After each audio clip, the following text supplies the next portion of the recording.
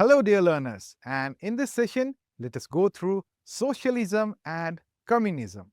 We have covered capitalism as an economic system, and there are examples that we can cite for the same. There are other economic systems like socialism and communism. And how does a society decide who owns the means of production, how to distribute resources, and how to achieve its economic goals?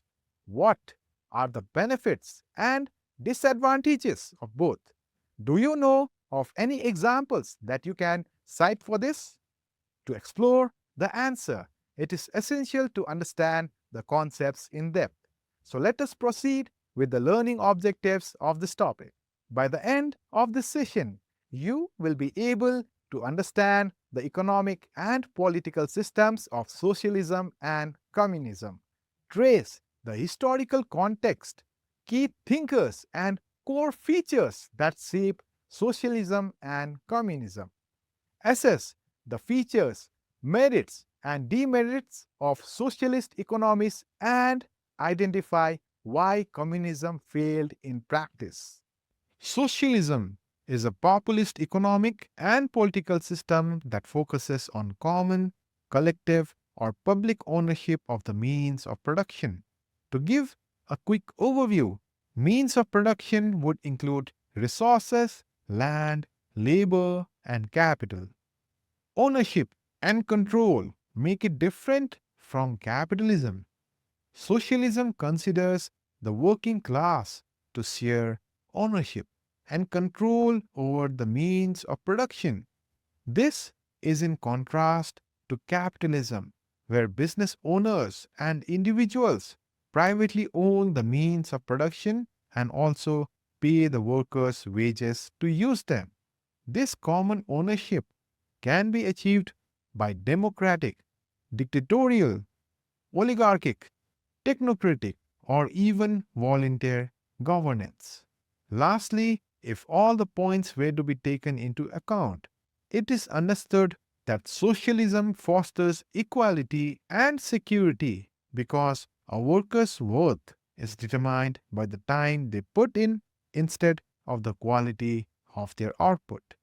Historical context of socialism. Socialism's roots can be traced back to ancient tribal and clan based societies where communal resources were shared for the common good. As the societies developed, this cooperation transitioned into feudal systems where land was owned by aristocrats and peasants worked on it without ownership. It re emerged as a powerful concept during the Industrial Revolution. As industrialists became wealthy, many workers were forced to live in poverty. This led to socialism becoming a viable alternative to capitalism, promising to help the working class. In this context, early socialists advocated for a more equitable system that could address the wealth disparities and social issues caused by early capitalism. Key socialist thinkers. The ideological foundations of socialism are laid out in Plato's Republic, where he outlined a society where resources were shared for the common good. This formed the groundwork for further development of socialism.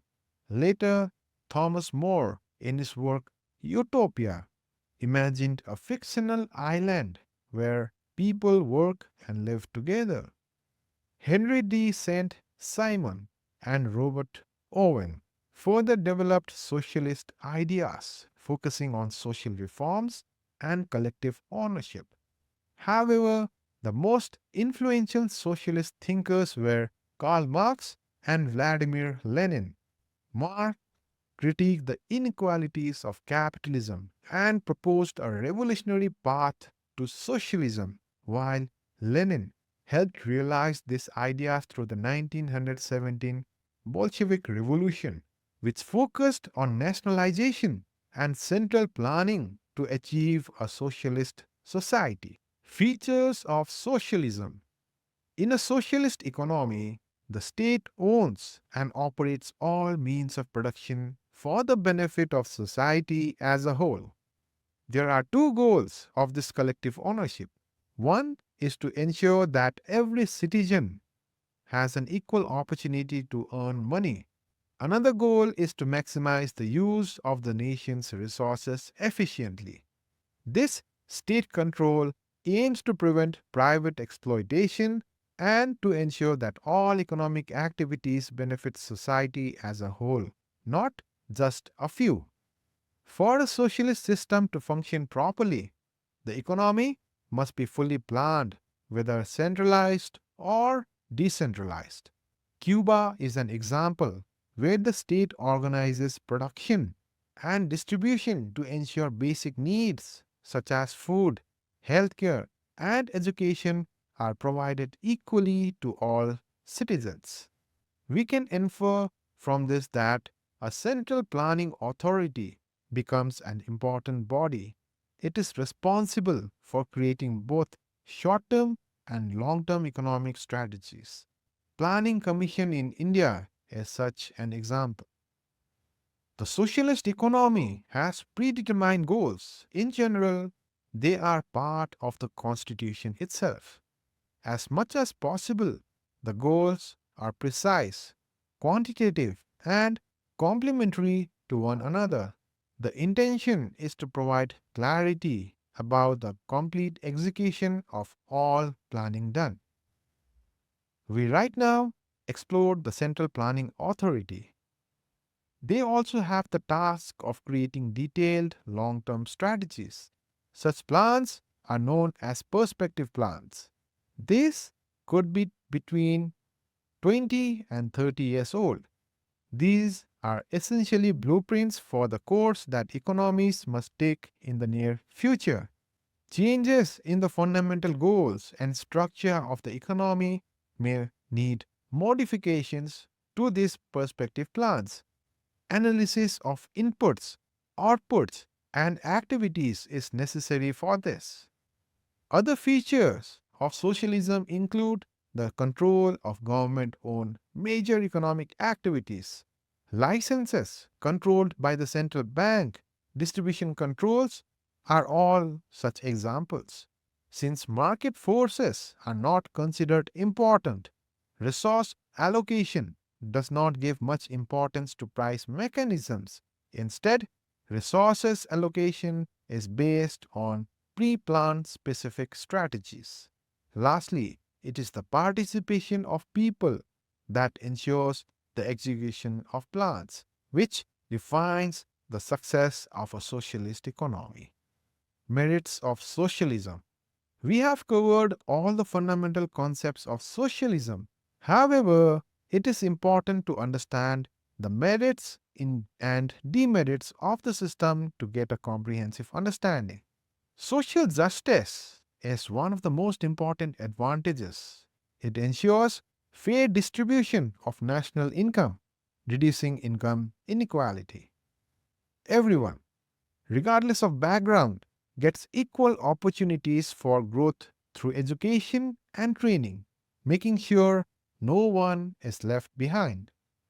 In terms of economic growth, socialist economies tend to develop faster than capitalist ones. The USSR and other socialist nations showed that efficient resource use, scientific planning, and quick decisions drive rapid growth.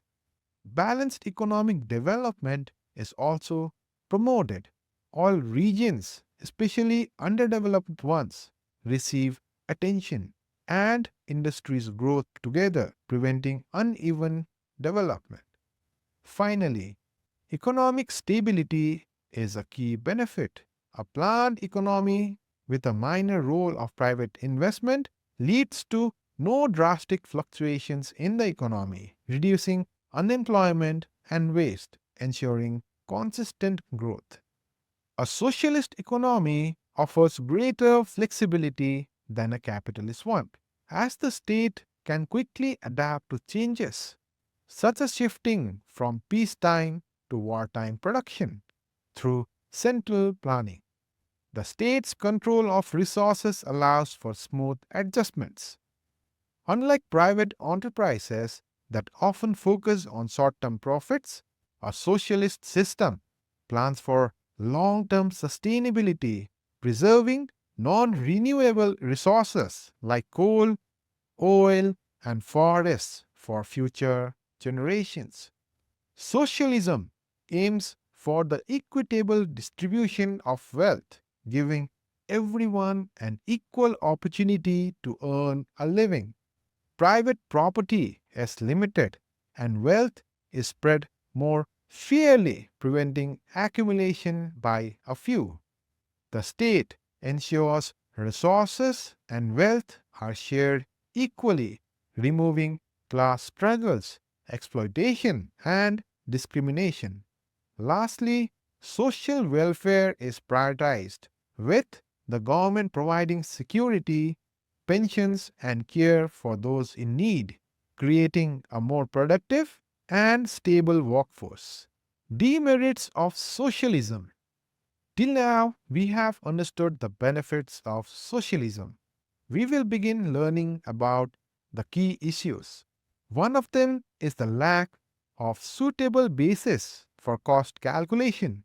Since there is no market mechanism to guide, there is a lack of a standard method to determine the cost of production for goods and services. Another challenge is the lack of profit motive incentivizing people to work. Russian government employs a carrot and stick policy, offering honors for good performance and consequences for irresponsibility. Finally, economic freedom is limited.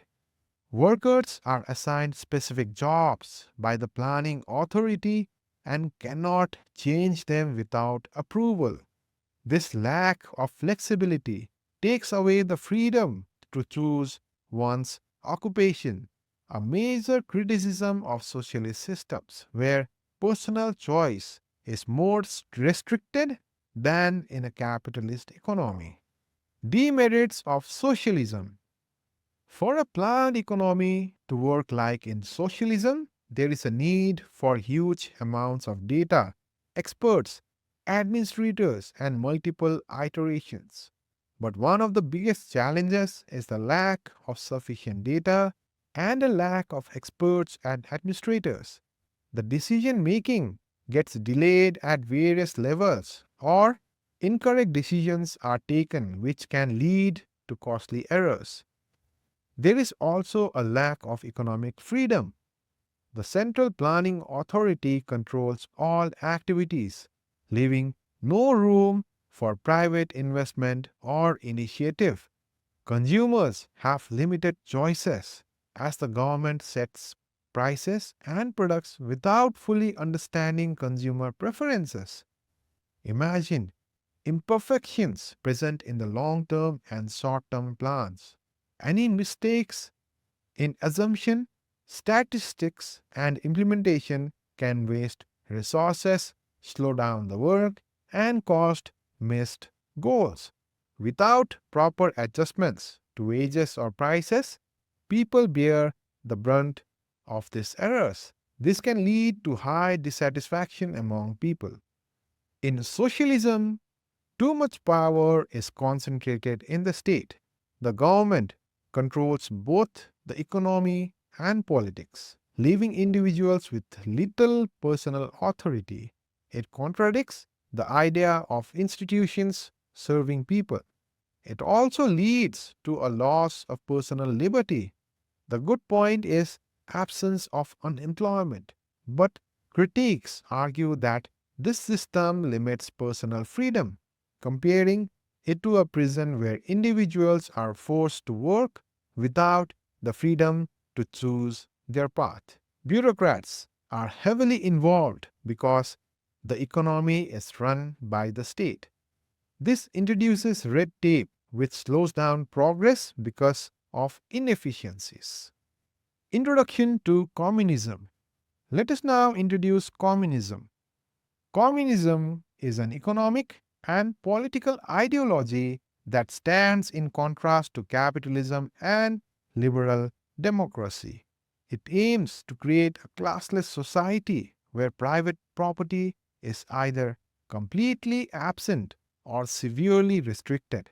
In this system, the means of production are owned collectively. Communism encompasses a broad range of ideas, all centered around this common goal. The idea of sharing property and working together to benefit everyone has been around for centuries. Roots of communism. We will briefly explore the historical roots of communism to understand how the theory has been shaped over centuries. Victor de Huppe, an 18th century French nobleman, introduced the idea of living in communes where property is shared and everyone benefits from collective work. This idea was not new because it was inspired from early Christian communities mentioned in the Bible that practiced shared property. The French Revolution sparked the rise of modern communist theory. Eventually, Karl Marx and Friedrich Engels published the Communist Manifesto. This document outlined a scientific, materialist view of society's evolution, rejecting the religious tone of earlier beliefs. French Revolution was seen as a crucial turning point where the bourgeois, capitalist class, overthrew feudalism and introduced capitalism. This started a conflict between the bourgeois and the proletariat working class. They predicted this conflict would lead to socialism and eventually communism. A worldwide proletarian revolution was considered inevitable. We will now study how communist systems have not been sustainable and some reasons that have played a role in their downfall. Firstly, in such societies, there were no financial motives for individuals to produce, as the ideal citizen was expected to selflessly serve societal ideals, which hindered competition and creativity. Secondly, communism requires centralized planning, which highlighted the system's intrinsic inefficiencies. Such kind of detailed planning requires analytically handling vast volumes of data. However, this often led to falsified or error-prone growth data to meet the predetermined goals to give an appearance of success but masking the true state. Thirdly, the concentration of power in the hands of a few led to manipulation of the system to maintain authority, fostering corruption, and discouraging hardworking individuals. All these factors weakened the economy, leading to its downfall. Now, let us summarize. In this topic, you have learned socialism is based on collective ownership, aiming for equality and common good, often through state control of production.